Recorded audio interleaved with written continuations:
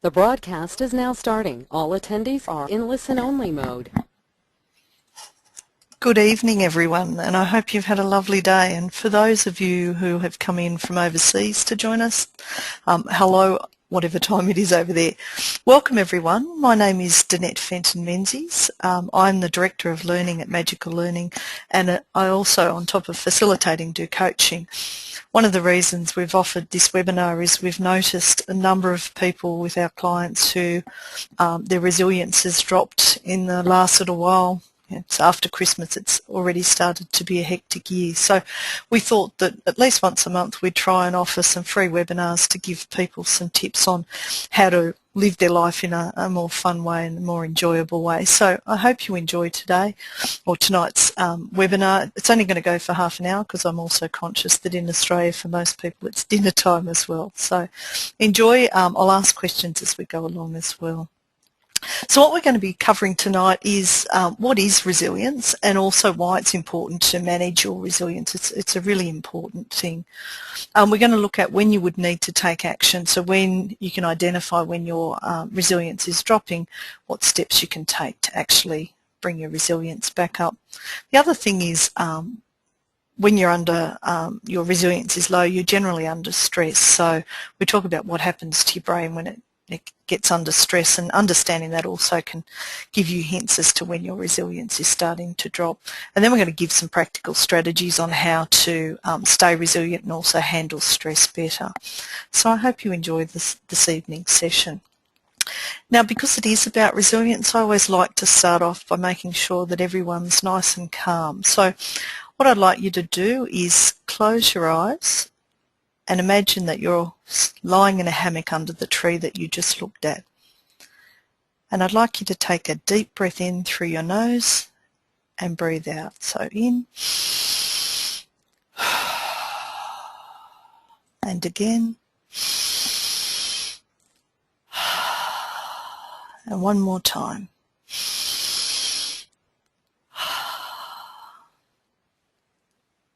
All right, you can open your eyes again.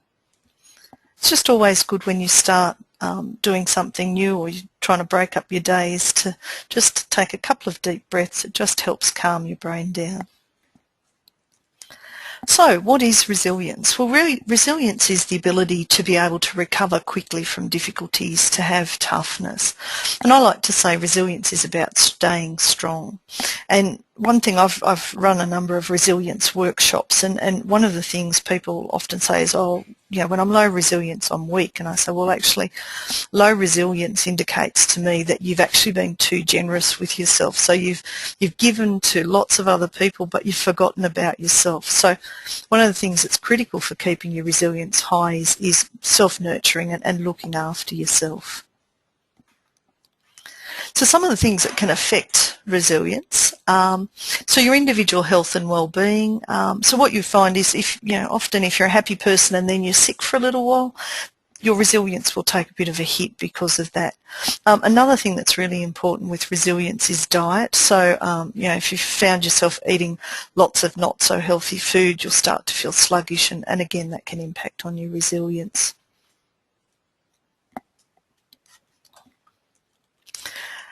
Another thing that can impact on it is your life history and your experiences. So, if you haven't had such a great life to start with, and you've had a number of perhaps not so positive experiences, that can obviously impact on your resilience.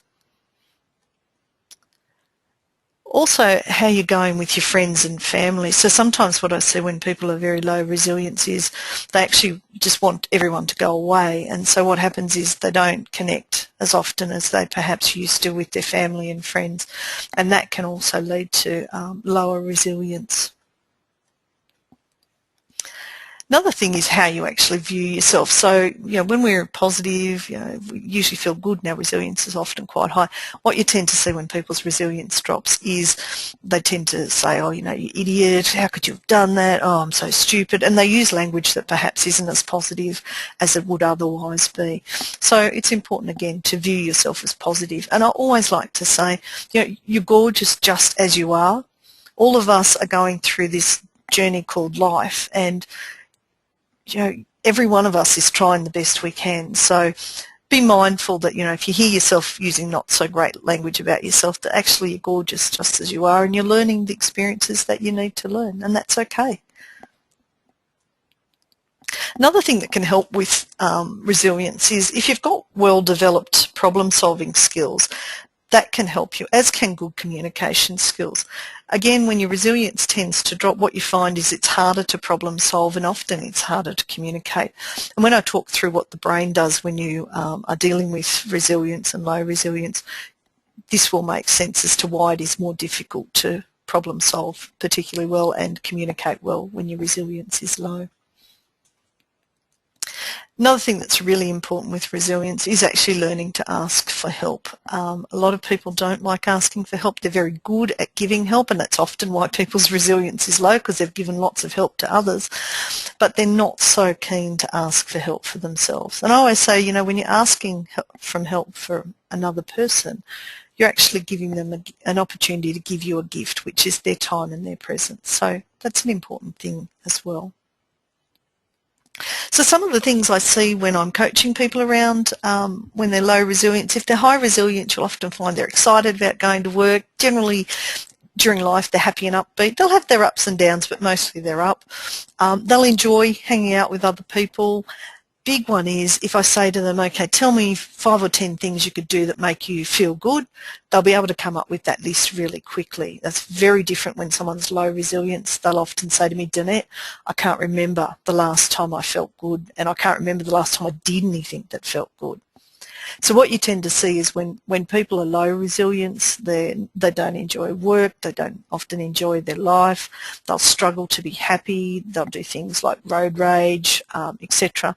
Big one is they'll find most other people annoying. So common language I hear when I'm coaching people when their resilience is low, and pardon my language, but this is the words most people use. They'll come into me and they'll say, Danette, everybody is pissing me off, pardon that language, and then I'll ask the question, so when was the last time you did something fun or something that you enjoy? And the answer invariably is, I don't remember the last time I did something that was fun, that I enjoyed.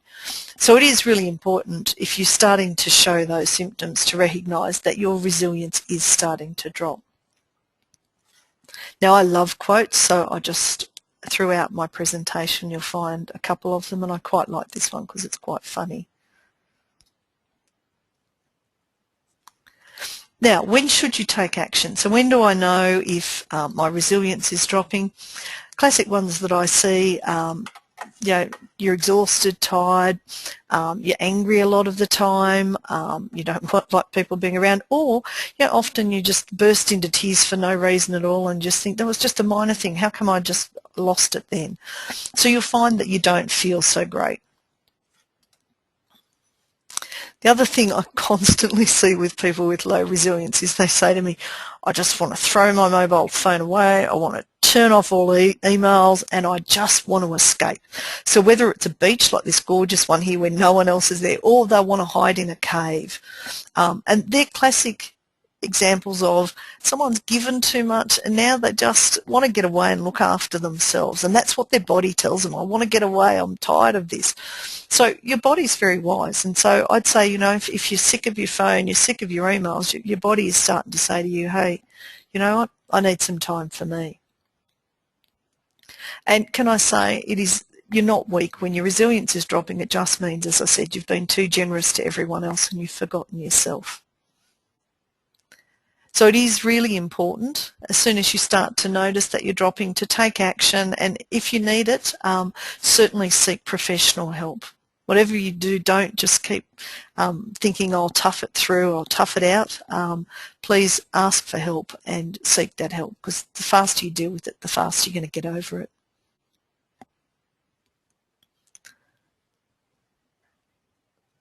So I just want to briefly go through what happens to your brain when you're stressed. And can I say, low resilience, you're going to be in high stress most of the time.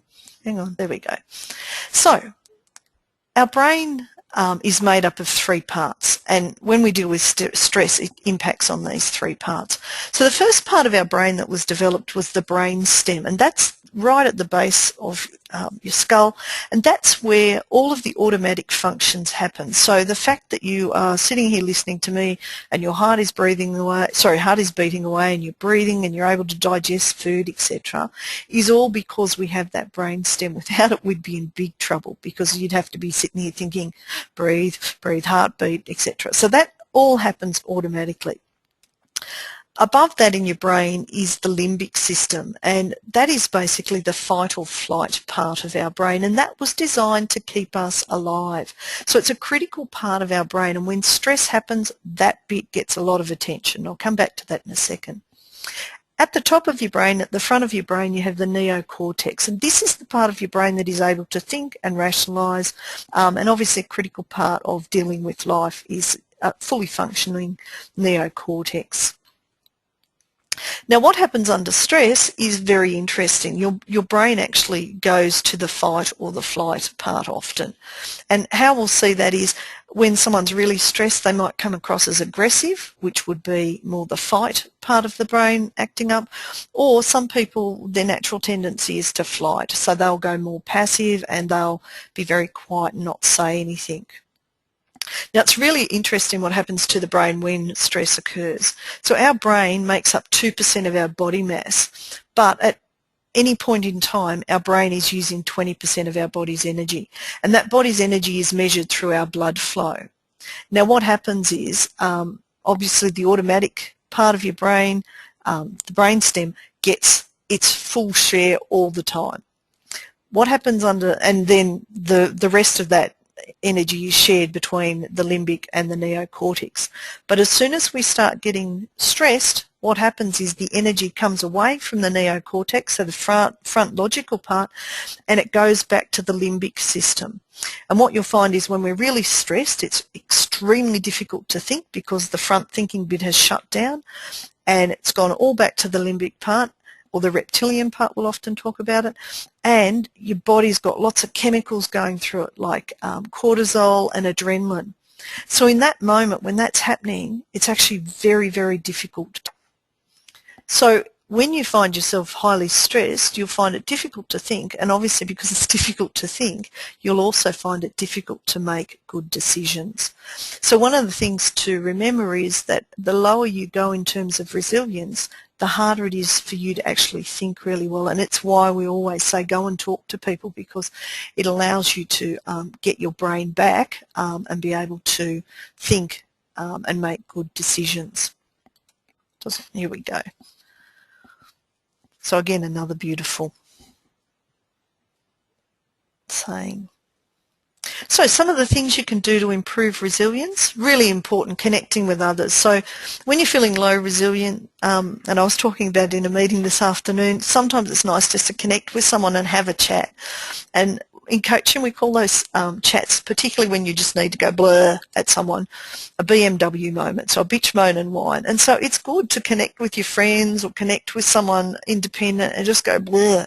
What that allows your brain to do is tell the brain, okay, there's no dinosaur coming to get me, so I can get out of the fight or flight part and be able to use the neocortex and think more rationally. So being able to talk to someone, debrief, have a bit of a cry, have a rant and a rave, all of that is important in terms of improving your resilience. Critical one, and I say this to all the people I coach, is that please, even when you're feeling really high resilient, find 10 minutes each day and do something just for you, something that makes you smile, because when you do that, your resilience will stay high. It is really, really important. I once had this student, and I like to share this, who had really horrible family circumstances. Dad had a terminal disease, mum was seriously unwell, and this person had been studying, and she had to give that up and get a full-time job to support her family because of what was going on with her parents. And I watched her go from this person who at the start of the year was really, excited that she had a job and she was helping the family, to halfway through the year she was exhausted and she was an emotional wreck.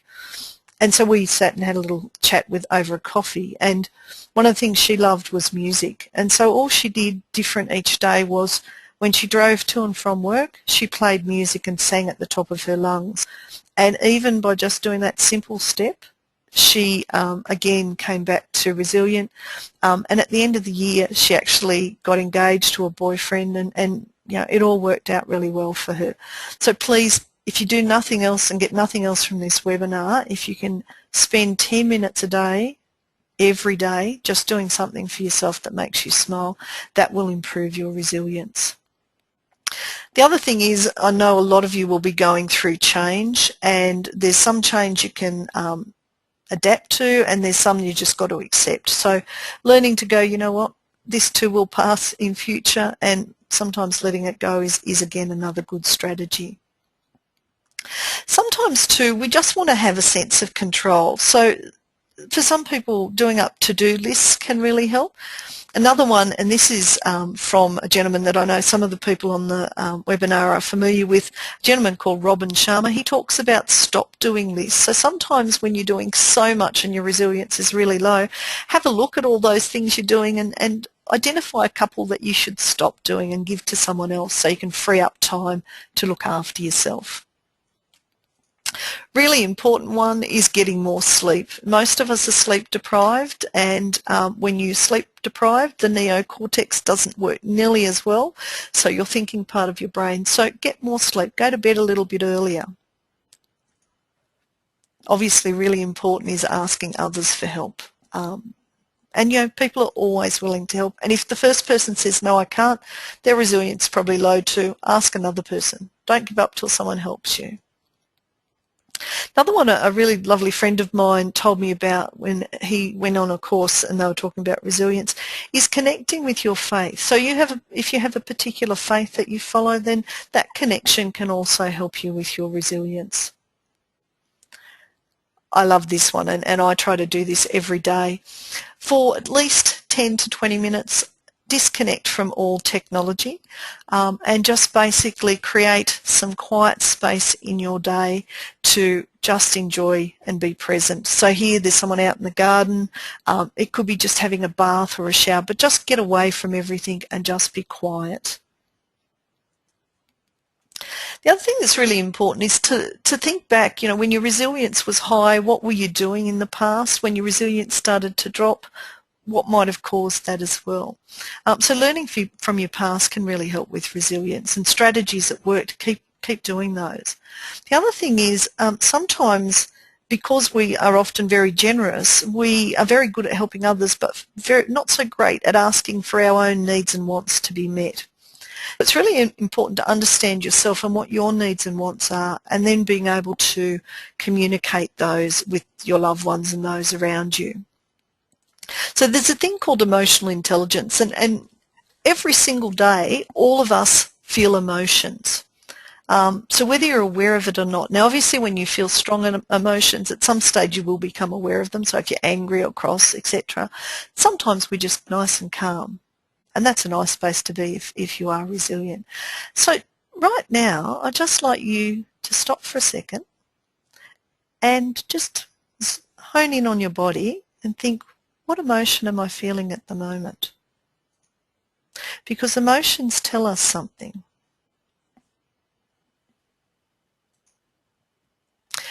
Emotions basically identify, particularly strong emotions, our needs and our wants. So for example, in this slide you'll see there's a very happy girl, and she's very happy because she's going to a party with presents, and probably her party with presents. So in that case she's a very happy girl. But if you look at the next slide, we've got a very unhappy young man because he's about to get a needle, and really what he wants is to not have a needle, but in this case perhaps he needs immunisation, who knows. So but when you feel those strong emotions, underneath it there is generally a need or want that you need satisfied. And so being able to understand this emotion and then ask yourself what's the need or want can be a really empowering tool. Now obviously when you feel emotions, sometimes, well, they'll always impact on you, but sometimes they'll also impact on others. So what you'll find when you're low resilient is you know, people around you will notice that you're flat. And if the people around you are a bit flat, you're probably going to send each other down. So if you can do things to try and make yourself happy, that can help as well. But be aware your emotions, if you're feeling low, they're telling you something really important. And in the case of low resilience, it's, hey, I need a bit of self-love, self-nurturing. So always think about when you feel a strong emotion, then ask yourself the question, what is the need or want that I haven't yet had satisfied? And then work out strategies to get them met. And that's about communicating. So you could say to a friend, perhaps you're having a bad day, would it be possible to give me a hug? Or would it be possible if I could just talk to you for 5 minutes? I just need to go blur to someone. And if they say, look, I'm really busy, and they don't have time, go find someone else. Don't give up. Because what you see is when we fail to communicate our needs and wants, it generally leads to us being unhappy and stressed, and obviously over time, if we don't get those needs and wants met, then our resilience drops. Now, all of my friends who know me know what a bath person I am, so I just couldn't resist putting that particular quote in our slides. Now, just something to think about in terms of handling stress. What are some things that can assist me with handling stress and therefore keeping my resilience high?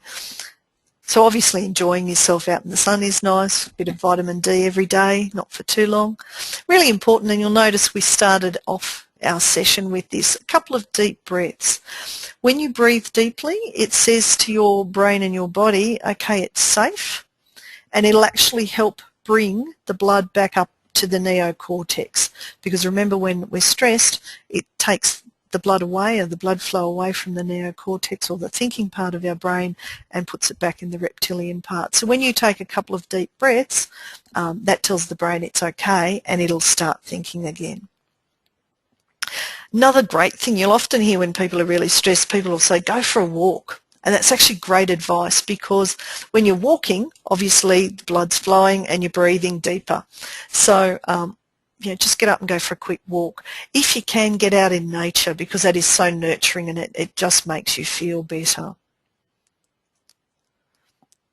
One thing that they're showing a lot more of, my husband and I study a lot around neuro-leadership, so using your brain as a leader, and more research is showing that things such as exercise and eating well are critical. Now what you find when people are low resilience is they don't want to do exercise, they veg in front of the TV, and they'll eat lots of junk food and lots of sugary food and lots of sugary drinks to try and keep themselves awake. One little tip that I would say is get up maybe 5 minutes earlier and go for a quick walk around the block. You'll find even that quick bit of exercise, 5-10 minutes worth of exercise, will start to put lovely chemicals through your body and you'll start to feel better. So when you feel like giving up on that exercise, don't do it. Even if it's just a tiny little bit of exercise, that will make you feel good. And don't give up all your sugar on one day or all your caffeine on one day, but start substituting. So when you go for a sugary snack, perhaps eat some nuts if you're not allergic to them, or eat something healthy like pumpkin seeds that will give you that longer sustained energy. I've just got to press this button so you can hear this. So laughter is really important when you're dealing with stress. So the more you can laugh, the better. So if you're not at work, watching things like YouTube can be really helpful, as can the website TED. TED.com has lots of inspiring videos, so I'd also encourage watching those. So it's not laughter so much, but being inspired. We've talked before about developing close relationships, and again, that's a critical factor in helping with stress and also resilience. Sometimes you need to take a longer term approach and look at the goals and not what's happening currently. So remember, sometimes you've just got to say this too shall pass and believe it. Really good thing that I read in a book was put things in perspective. So in 5 days, 5 weeks, 5 months, 5 years, will I really feel this excitable about this particular thing? So getting that perspective. So maybe, yes, it's really bad now, but you know what, in 5 days' time, it's not going to be that important, so let it go. Other thing that's really important is to focus on what you can actually control.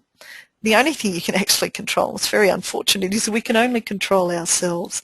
So when you find yourself getting really worked up because someone else isn't doing something, remember, other than giving them a little bit of feedback, the only thing you can control is you. And really, is it worth you being stressed and putting bad chemicals through your body, or is it better just to let it go and focus on the things that are much more important, like your family, like your health, like your friends, and like enjoying your work and doing the work that you want to do.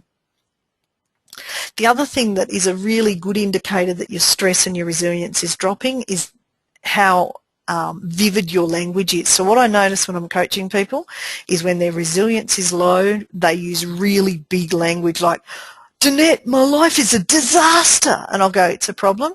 No, you don't understand, it's a disaster. And I'll go, no, it's a problem.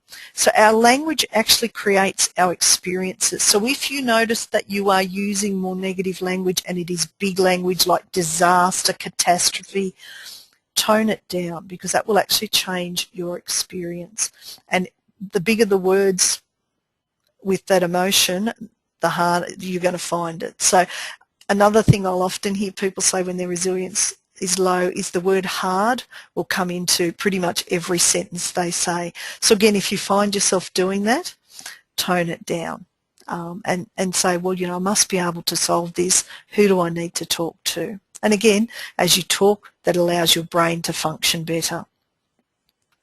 Really important one is meditating. And I used to think that meditation, you had to be like the person on the left-hand side of the screen, so sitting there, legs crossed. What I found out about meditation is really it's about being present, and it's also about watching all the chatter that goes on in our mind. So even as I'm talking, your mind is chattering away. It's probably thinking it's nearly dinner time, etc. And a lot of the times when our resilience is low, we listen to that chatter way more than we should, and that chatter is really negative.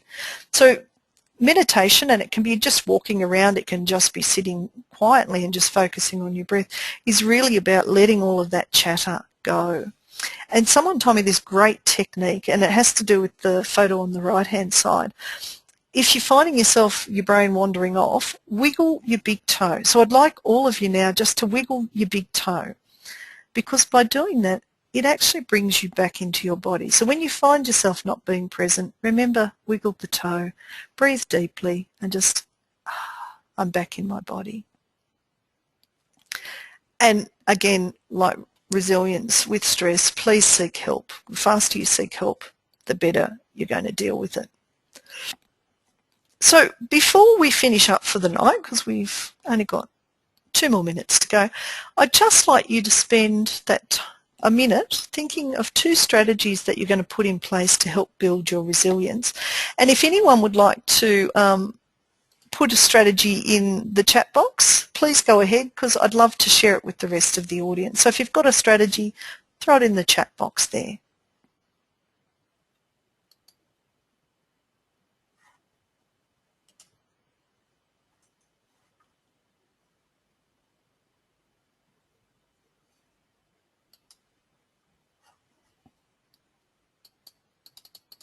Thank you, Anish. So Anish talked about keep the workouts and meditation consistent. Yeah, and I'd absolutely agree with that advice.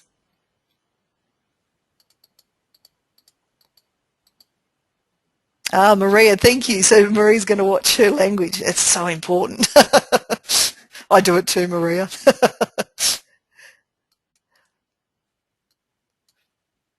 Laugh at yourself. Yes, that's so true.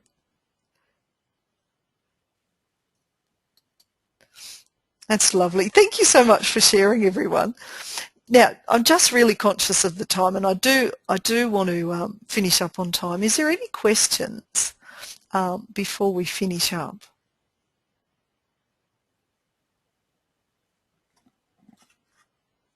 No? Well, can I say thank you all for attending. I'd love to say is if any of you have any ideas about webinars that you would like us to run, we're going to run at least one a month, and I'd love to know any areas that you're interested in, and also if this time was useful or you'd like another time. So if you get a chance, send us an email to learn@magicallearning.com. This session was recorded, so I will be sending you all a copy of it, and if there is anyone you think that could benefit from watching this webinar, please share it, because this is part of our giving back to the community. So I wish you all a wonderful night, and for those of you overseas, a lovely day, and thank you all for attending, and I'll hopefully talk to you all next month. Have a great night. Bye everyone.